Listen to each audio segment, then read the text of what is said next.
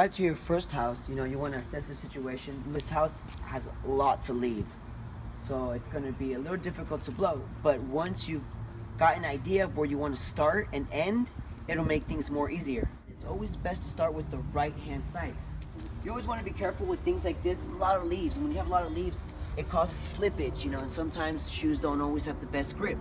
So, be aware where you step, always know your surroundings, because we don't want to slip or fall and hurt ourselves on the job. Now, we're going to go ahead and look at our task list.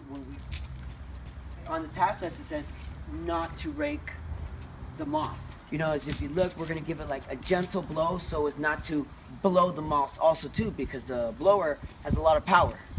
As we can see, this will take a while.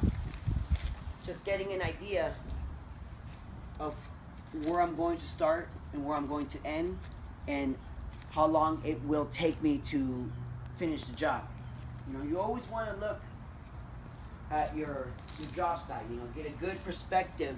You can see there's a lot of leaves everywhere, especially by the door and the windows.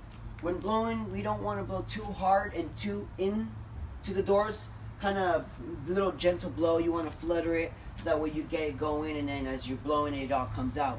Plants here, they're covered with leaves. Ideally, you want to take them out with your hand, but as they're not too much, you can just gently blow them out.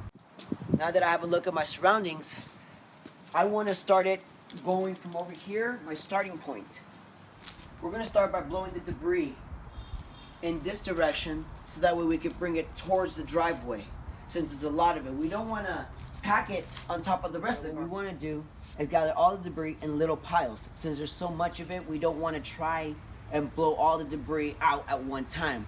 So what we do is we're going to blow gently onto the moss because the customer wants the moss. We don't want to damage it.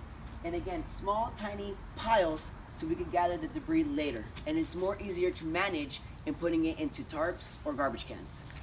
Depending on the weather, you want to determine what you want to do with your debris. If it's windy and it's rainy, you want to make smaller piles with the debris. If it's dry and it's a sunny day, make bigger piles with the debris. It's much easier to manage than it is, again, when it's windy or raining.